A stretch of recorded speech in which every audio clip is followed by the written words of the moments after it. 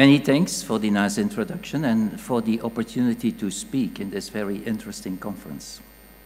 Okay, I think we all have it in common, even with flies. So maybe it might be less you have high expectation. I hope it's not disappointing, because what we have in common with flies and whatever animal, we all have it in common, and I will come to that. I think it's important. First, I will say something very shortly on the team, the challenges, and the mission of what we try to do. Then what is precision livestock farming, because that's where we started the research, and about 20 years ago we started to apply it on human as well. Some really important basic principles, which are quite different from what a lot of people think, I think. And then I want to show examples to show you what is already possible today. Some of them are commercially available. Something shortly on business models, which is a very big problem and a question, and many things are tested out. We just finished an €8 million project, a European project, where we try to figure out which are the business models that work in the field and which don't work that well, and some conclusions. Very shortly, Catholic University of Leuven is a very old university. We are after Paris and Bologna, started in 1425. The only thing I wanted to mention is it's a very small city. We only have 100,000 people, but there is 56,000 students. And in university, if we include the 8,000 people in the hospital, the academic hospital, we have 17,000 staff members at university. What is interesting in our university is you're paid to teach. If you want to do research, find your money. And I think it's a very good system, because it forces you to focus. And as you can see, we were quite lucky. We could manage a team for about 30 years now with 25 to 30 PhDs continuously. We have on top of that 20 to 25 master students. And what we did in 2016, we are engineers, but then we could see technology is not what people are so much interested in. The value is much more on what you do with it. So we have enlarged the group by joining up with a group in physiology, immunology, and genetics. So now the team has about 60 PhDs and 40 master students every year. Of course, in university, you have to make publications. And that's good news and it's bad news. Because that's the reason why a lot of professors are not interested in making real products to the field.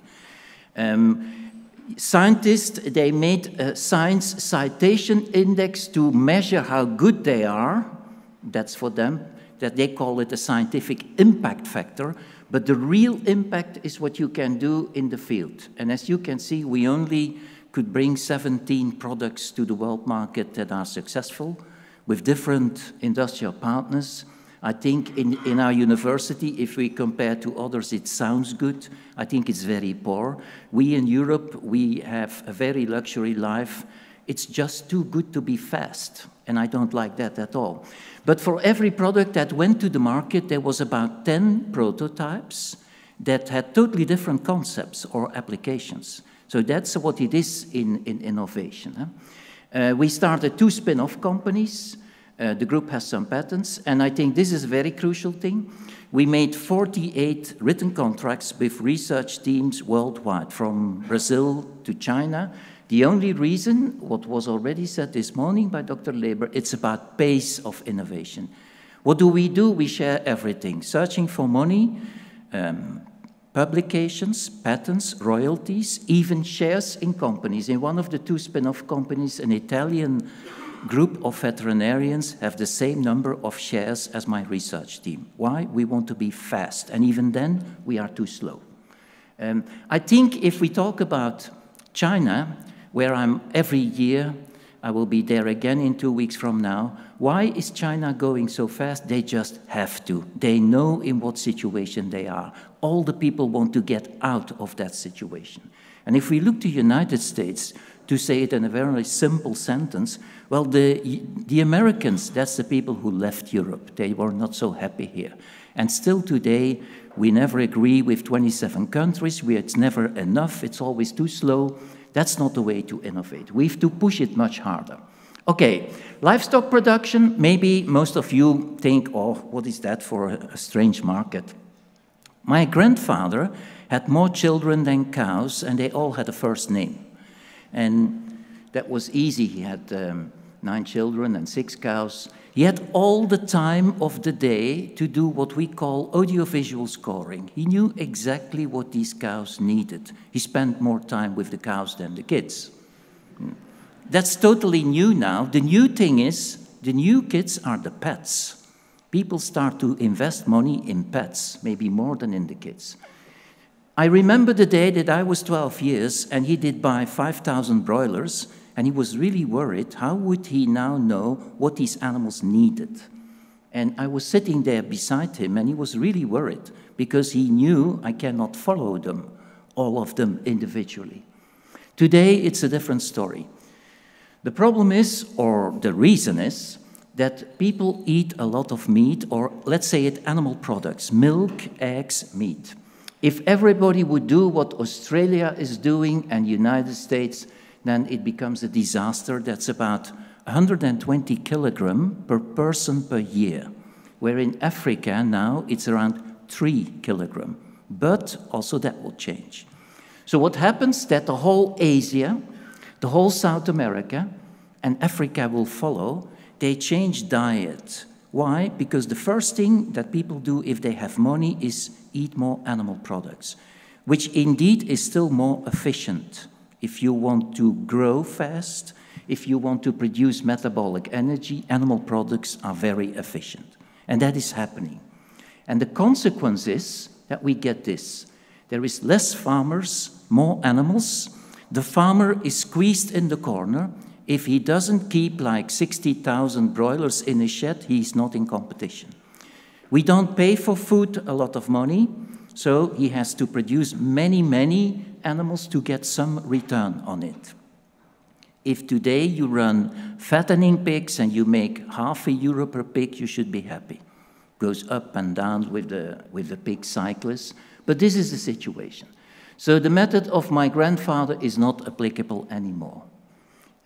What we get is the farmer has no time for the individual animal, and that creates much more problems. So, and today, this year, we will slaughter over 60 billion animals to feed the world.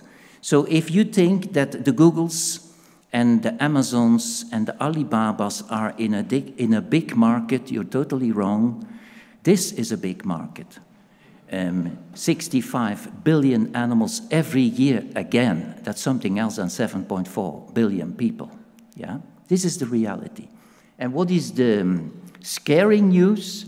That the last prediction from FAO is that the demand, the worldwide demand for animal products will increase with 75% by 2050. So then we will have like 115 billion animals slaughtered every year again, unless we try to do it more efficiently. And that's the big challenge.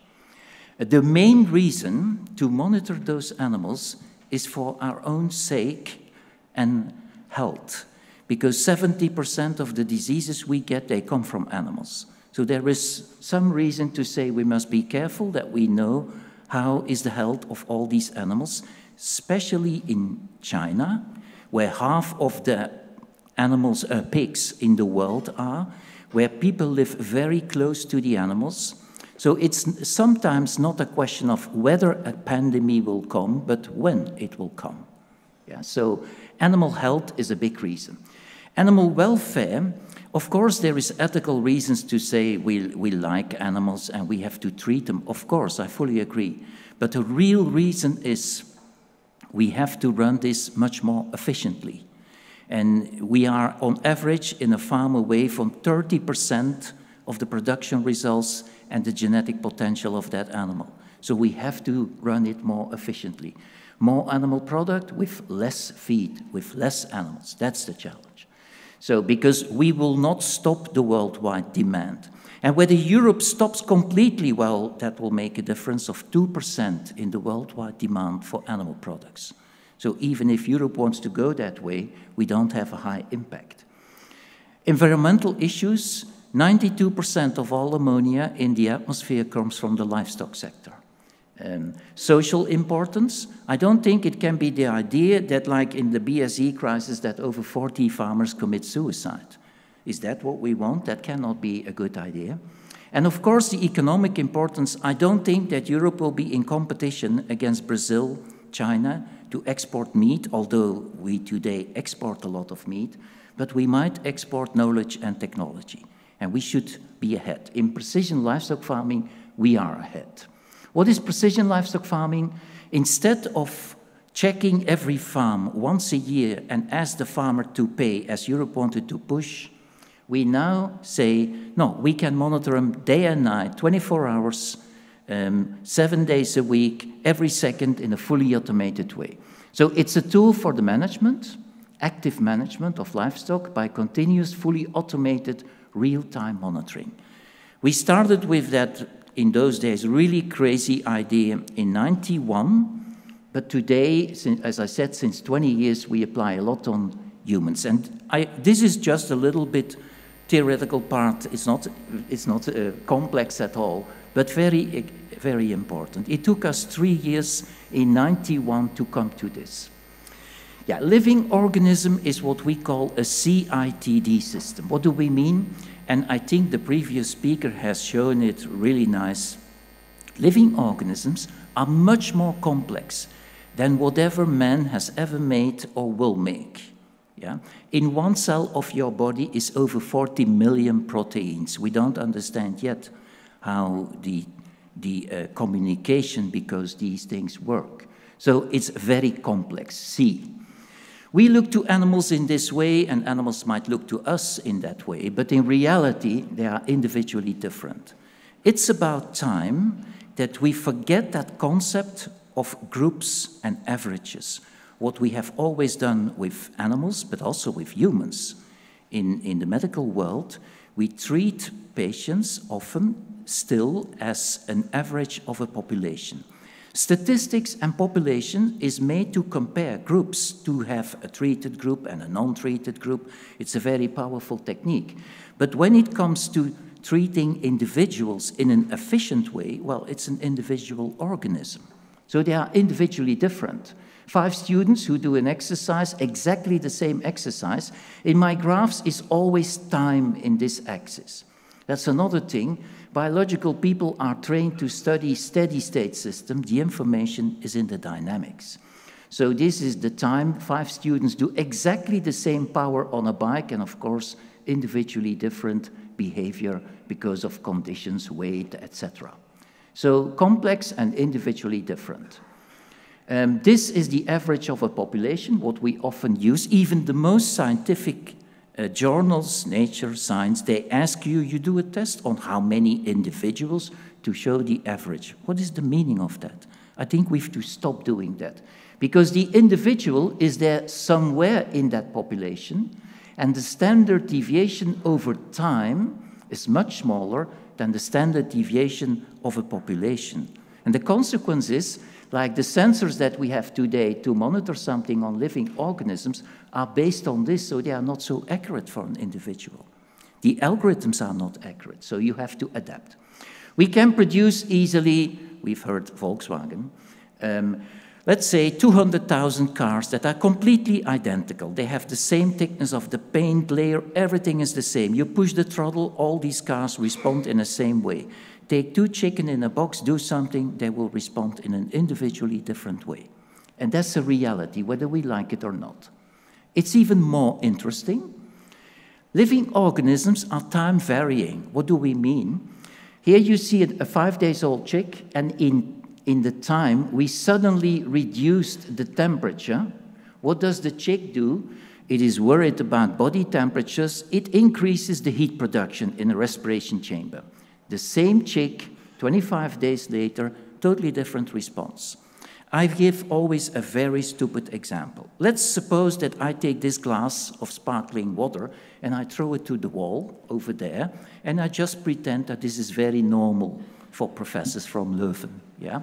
5 minutes later, I take my watch, I throw it through the screen. Those 5 minutes later, you respond already totally different. Why? Because you survive. That's typical for living organisms. You adapt to the situation. But the consequence is that you might respond every time differently. Why? Because you adapt. Yeah? So to predict living organisms, that's quite a challenge. Yeah? That's something else than predicting an electrical or a mechanical system. And of course, they are dynamic. If you're not dynamic anymore, yeah, then you're dead. Because the variables in the body are constantly fighting to keep your body temperature constant with minimal metabolic energy. Metabolic energy means energy produced by your body. Okay. So living organisms are complex, individually different, time-varying, dynamic, CITD. Now, efficient management is always based on prediction. And the people who have written articles and articles on how to do that is the military people.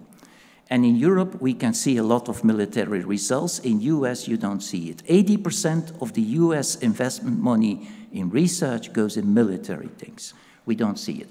But now, since the wars, there was libraries filled up on how do they control systems. And our idea in '91 was we had a 3-day session with the research team. Would it be possible to use that technology on living organisms? We measure, we make a prediction, and we monitor in an active way in real time.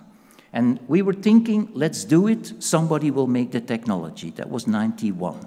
So from then on, all the PhDs on this technology, and we started with very fundamental projects paid by the National Fund for Scientific Fundamental Research on insects, and later the livestock sector, and 20 years ago also human.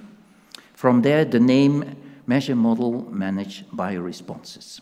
Okay, this is the scheme in every efficient control system. It's always based on prediction, and here is the idea. We do it all while the process is going, because it's a time-varying process. Now, this has also serious consequences if you talk about artificial intelligence. When you make a layer of neural networks, that will not do the job, because you cannot adapt a model with 200,000 parameters on a time-varying system. So it was very interesting. It was all with falling and standing, of course. Okay, that's where we are today, monitoring. We started on water fleas, larvae, mussel, fish, then the whole livestock species, then racehorses. The first project on human was intensive care unit, where after 6 months it was scaring for us and others. We could predict who will stay alive here and who will leave the intensive care unit or who will die. Yeah. We got a lot of criticism. It was not the objective. But then we made an algorithm to predict which patient can be disconnected from the expensive bed without risk for dying. A lot in sports, AC Milan, soccer team, which was important for what we could do later on. And I stopped here in this graph in 2004, where we did a 3-year project for European Space Agency to apply that technique on mice in space. Okay, meanwhile, we could convince the European Commission, thanks to industry, who paid for workshops, that they should start serious research. We got 4 big EU projects, 8 million euro, 4 million euro, 2 million. We did 8 European conferences on precision livestock. The next one is next year in Ireland, in Cork, in September. And we got the projects, and today worldwide, everywhere are conferences on precision livestock farming. The first one went in China 2 years ago. The first one will go in the United States this year. The first one in Brazil and Mexico was last year. So Europe is ahead, but of course, if the others spend much more money, and that is why Alibaba, Amazon are really investing in this technology. Why? Because it's a big market. Okay, now I want to show you examples because that is more fun and maybe also more convincing. One of the things we developed, we started 20 years ago, is to use real-time sound analysis. You have like 20,000 or 40 sound samples per second, and you analyze whether the animal is sick. It is like what we do. A lot of pig diseases is respiratory diseases, and they start coughing. So what this algorithm is doing, we developed that together with the group in Milano. This is a company that we started, a spin-off company, and Fancom, a Dutch company. And today, to be honest, Boehringer Ingelheim is also should be on the picture. They will be on the next picture because they are really into this too. So the idea is you pick up the sound, you do the analysis, you just try to make from all that sound that is produced, the fans, the doors, whatever, that you pick up the sound that is coughing. And here you see, again, this is time. That's a fattening period in the European project. There you see the cough index or the respiratory disease index. When the animals came in, they were sick. The farmer, this was a blind test for the farmer. He only noticed this some time later, production loss. He treated there. They were sick again. There the farmer treated. There was again a production loss. And the third time they were sick, he even didn't notice. I don't want to blame farmers. They are blamed too often. For farmers, it's a very hard struggle to make the money out of the business. And you see here, there was 3 times production loss. The system did a good job. The question is now, how do we, there is about 500 systems installed in practice. How do we bring it that farmers start to use it? We need a lot of training. In the agricultural sector, education and training becomes very important. Yeah? Farmers, this is the system as it looks today. A new system is on its way that will look totally different in a totally different business model. But okay, this is what we installed in 20 farms all over Europe to test out how does it work in commercial situation. What is one of the big advantages? We did several workshops with the farmers, with the 20 farmers, to ask them where is the advantage, where is the value. And it was interesting, the big message was, it's not only about money and tangible advantage, there is also the non-tangible. I want to have breakfast with my children.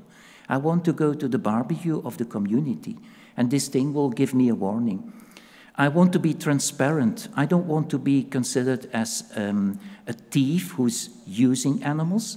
I cannot understand that a lot of scientists claim that farmers are using animals. The first one who depends on the welfare of his animals, that is the farmer. Why would he misuse them? It's a complete misunderstanding. It's not a professor at university who's depending on the profit of the animals. So I think we must be much more realistic and short on the case by looking what are we really doing in the field. 70% of the costs for fattening pigs and broilers. Broilers will be the #2 protein producer worldwide. Fish will be #1, aqua. Yeah. But from last year on, broilers is #1, bigger than pigs. But for fattening pigs, broiler and fish, the #1 cost, 70%, is feed cost. The next big cost is labor. So it took us 3 years to come up with a technology that we can measure real feed intake. And the reason is we want to do precision feeding. Here you see under the feeder pen is a microphone. And we made an algorithm that is selecting all the packings where the bird is really eating. Okay? We did many tests. There is a very accurate weighing scale to see how much feed is disappearing and how accurate the algorithm is. The costly thing is the labeling. Sometimes you might see that some particles, they float away. The animal is losing them, not often. But now it's a hungry animal, often it's also playing. Labeling means that every image, there is 25 images per second, a person has to check what happens. Is there real feed intake or not? Labeling. To label 24 hours of video, it's 2 man-months of work. So our people don't do it. We pay other teams in the world to do that.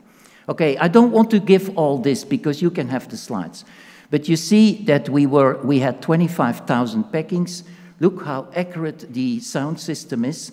We can measure how much feed the animal is taking every time it is packing. And it's losing less than 1%. So it's a very accurate technique, and sound is a very elegant technique. Now with this we can do precision feeding. Now we know the real feed intake. This is what the weighing scale was doing. This is again the time. This is the feed intake measured by the sound and measured by the weighing scale. And that's what we are looking after because we want to give it in packages, that they eat it more efficiently.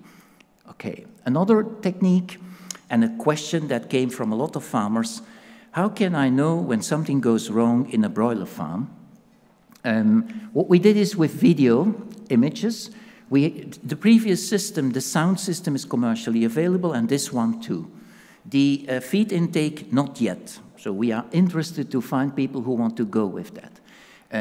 In the image system, we have 3 video cameras in a broiler house. There is around 30,000 broilers. And for the farmer, even if he checks them every day, you have to think of how many tenths of a second he can spend to a bird. Yeah, that he has just no time to be busy with that. What is the camera doing? Well, it is doing real-time image analysis, and it brings a score to the farmer where he can see on a computer with alerts. There you see the dimensions of this broiler house, 63 meters by 20. There is 3 cameras. This is the picture in a normal situation. And this allows me to explain something very interesting. What we are looking after in the algorithm is what we call a feature variable. So what is that? A very simple variable to measure, cheap to measure, that contains the information. It's not about collecting 35 different variables. It's not about big data. It's about handling process information at the lowest possible level in the camera. What you see here, the feeder line, the drinking line, this is, everything is normal. Okay, here is the farmer walking through the flock. It's all published material. You can find that if you want the details. What did we do in the European project? We asked the farmer, can you note down all your problems? And the algorithm, again, it's a blind test, will give early warnings if there is whatever problem. What is the assumption? If there is something that has an effect on the animal, the first way, the fastest way to see it, look to the behavior. That's what we all do. The first thing you change is your behavior, your posture, the way you walk, the way you talk. When something is wrong, that's what you show. Same here. Now, interesting, here you see, what do? We calculate the number of birds per square meter. So if they are everywhere the same, like in the good picture, there is 100% distribution index. But if they huddle together and there is empty spaces, then there is a lower percentage of distribution. Okay? Here you see, for the whole fattening period, again, this is time, the distribution index. And what do we do then? We predict on the last 5 hours what will happen in the next 5 hours. This is our prediction. We take into account everything that has an effect on the distribution index. By measuring things, no, we only measure distribution index. Yeah? And you see, because it's a real-time prediction, we calculate that if needed every second, it can be very accurate. And then, if the measured value is within 25% range of what we predicted, everything is fine. If not, we give an alarm, and you see here, there is a problem. There was a blocked feeder line. Farmer gets the early warning, he comes in, he deblocks the feeder line, problem is gone. Looking to the animal behavior tells you something is wrong. Is it a complex algorithm? Not at all. Yeah? Do we need artificial intelligence for this? Not at all. You need process knowledge. This is what the thing was doing. You see, we could detect electronic failures, feeding system problems, light problems, farmer's inspection, water supply. 95% of all the problems are given early warning by the system. Is it then simple to make it? Well, it's not that simple. There is some mathematics that you have to do the real-time estimation, but it's with limited number of parameters, and that's the key. You can estimate the parameters in real time because there is only a few, but to know which parameter, you need to have process knowledge. Yeah? Okay, some other examples. The biggest problem for milking cow is lameness. So there is 200 causes described in literature why cows are developing lameness problems. So we developed a camera-based system. Every time when the cow walks away from the milking robot, we make a whole dynamic model of the gait analysis of that cow. They have all their individual model. It's simple, as I said. It's models with limited numbers of parameters. It goes fully automated. When now the gait is changing compared to last time, we give an early warning. There is 5 scores from 0, healthy cow, to 5, slaughterhouse. Yeah. We had 3,000 videos where every week the expert was scoring the cows, took a lot of money. Then we had all the labeling. We tested 13 different feature variables, the gait analysis, the touch angle, the release angle of the feet, the swing time, the contact time, name it, we tested it.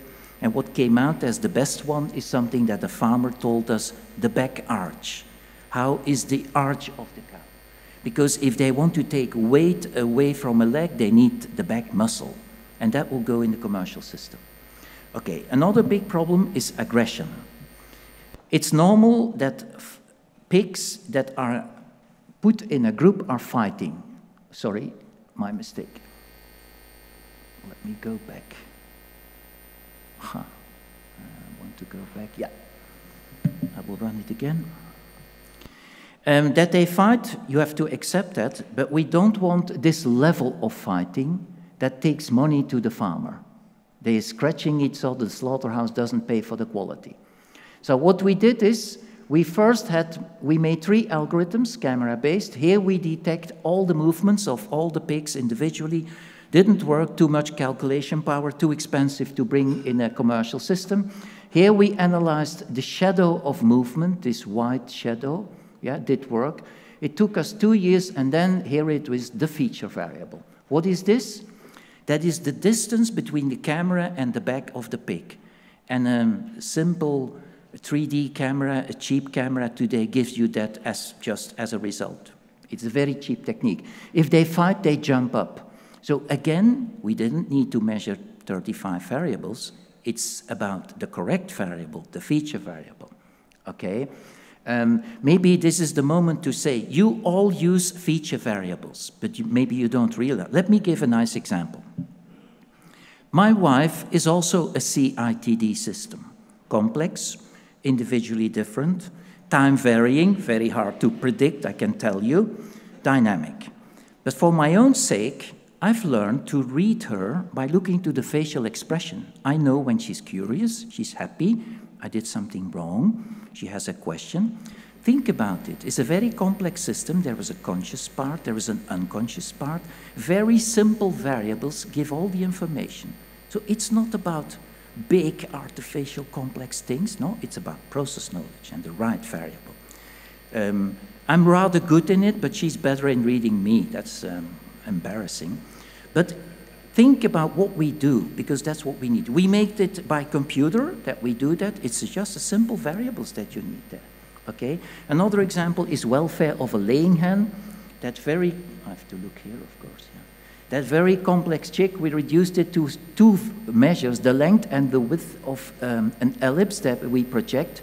This animal is scratching. They only do it when there is no enemy, or they go on one leg, or they spread the wings. That's all signs of welfare. So we can print on the egg the welfare score.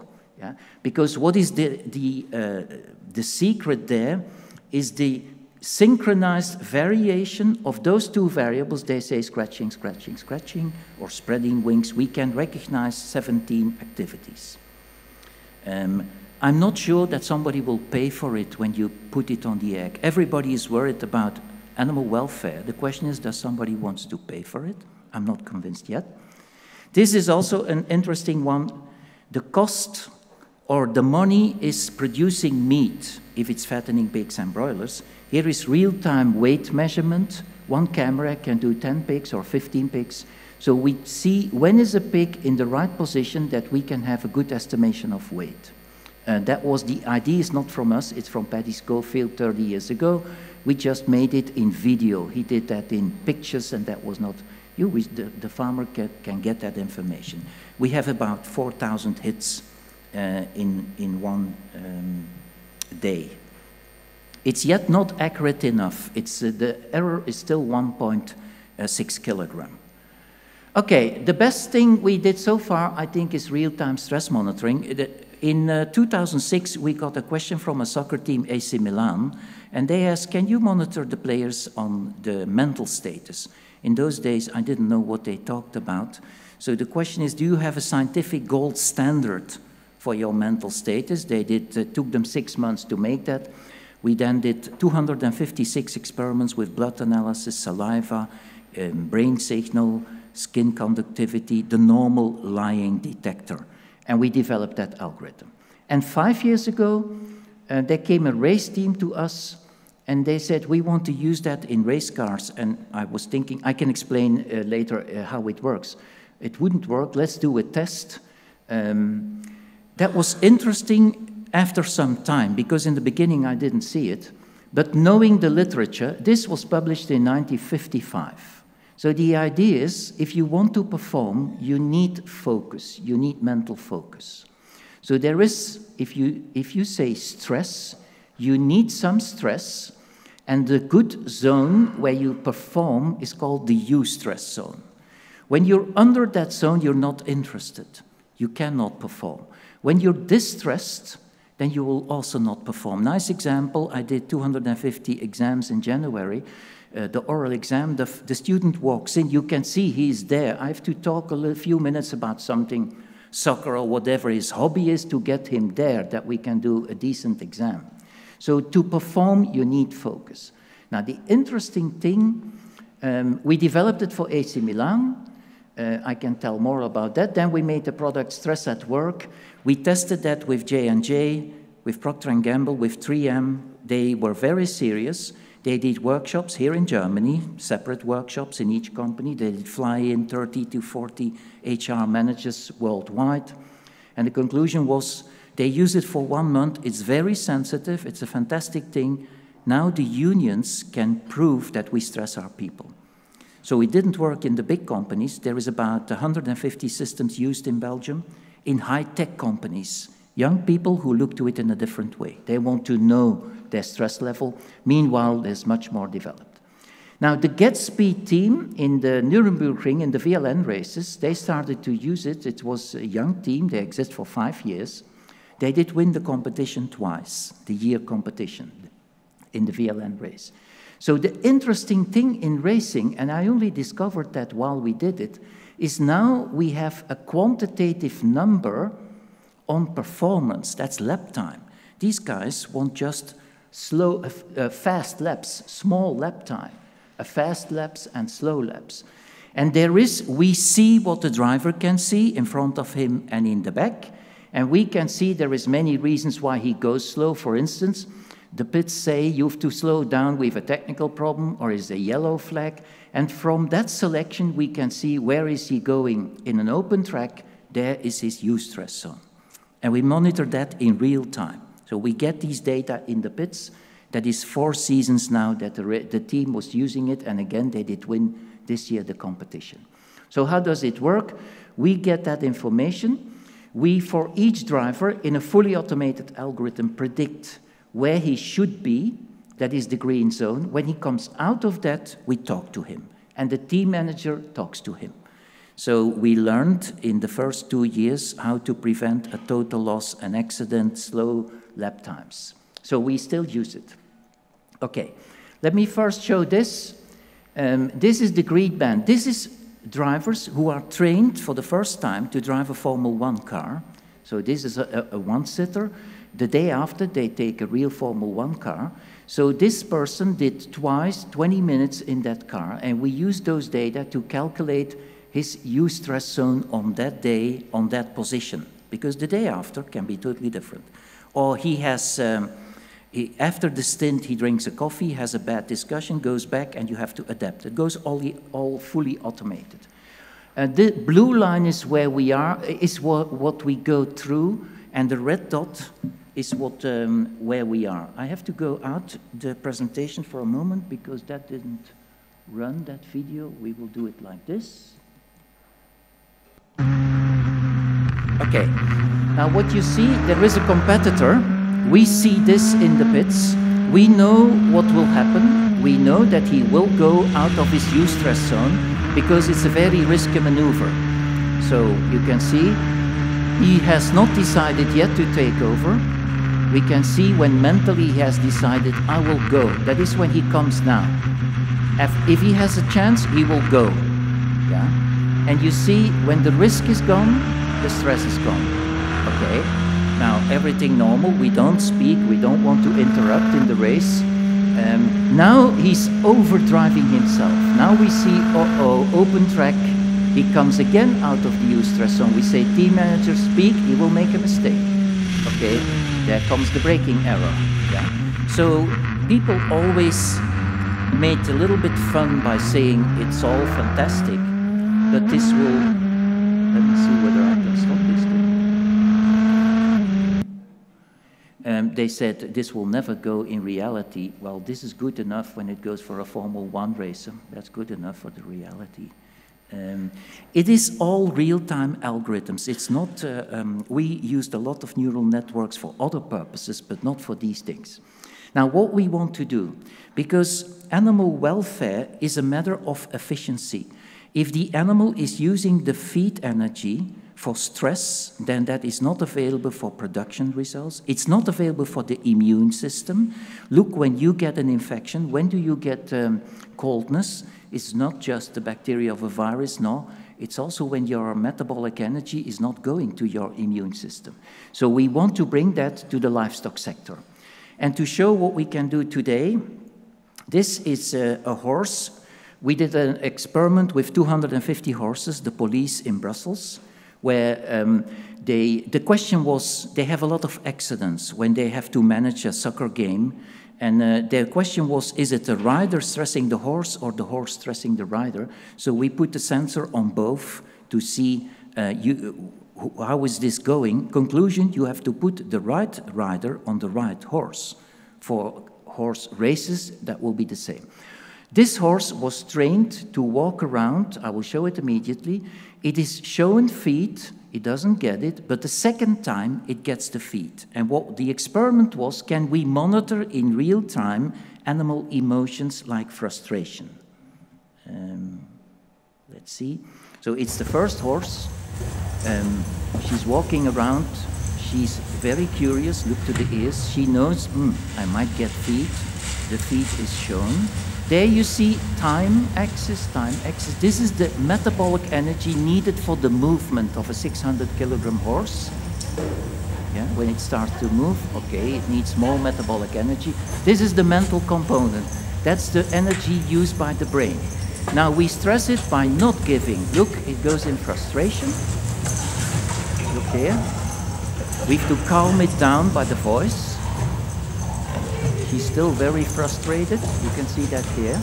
So in real time, we can monitor animal emotions or even fear, etc. We will bring that to the livestock sector. By the way, we really look for investors in this. This is the big thing that will give a huge advantage to Europe, but also worldwide. We know that a lot of efforts are done by Alibaba to copy it. We have a European and an American patent on the drowsiness monitor that we made on this. Patents have been granted. So another question to finish, because we want some time for questions. Is it affordable? Well, it's simple.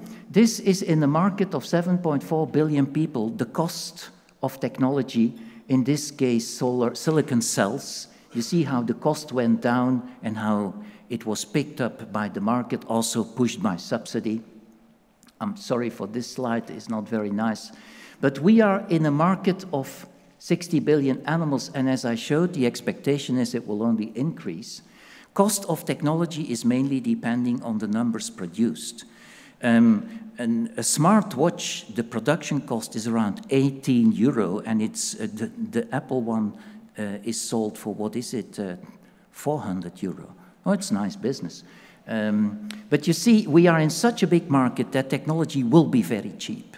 And it's not the technology that adds the value. The user is not paying for technology or for software or for hardware, he pays for a solution. So the cost is not depending on the numbers, and that's why we think that this can go, yeah, the global market, yeah, that I already said. Business models, a lot of discussion. Where is the farmer winning value? Animal welfare, animal health, environmental impact with precision feeding, we can dramatically reduce that. The consumer is interested, he claims. Social recognition, being transparent. Labor, a very important factor, labor. It's the 25% beside feed, is most of it goes to labor. So it can really give him money, but there is also many stakeholders who can make money by the technology. Veterinarians, consumers, citizens who maybe don't use animal products, the breeding company, the feeder company, the pharma company, governments, the press at the end, researchers. What is a possible business model? What we came out of the European project. You have a farmer and he gets technology for free. The vets, they get automated reports, they get prediction, they get quantitative analysis. So he pays the technology provider to get that. The same for the breeding company. Or they want, we have now an American project, they want data on pigs on aggression from 1 million pigs, no problem. Use the aggression algorithm, install it, and take your data. It goes in a fully automated way. The feed company, the slaughter company, the retailer, everybody who wants to use the data has to pay to get some information out. That's the idea. Yeah. What is 5 different business models? That comes from a report from Deloitte. They just published a month ago. They said, okay, you have the innovators on the product, you have the data providers. Indeed, data are coming. There is the data brokers. There is the value chain integrators. You have to connect things. And there is network collaborations. This is a very important thing.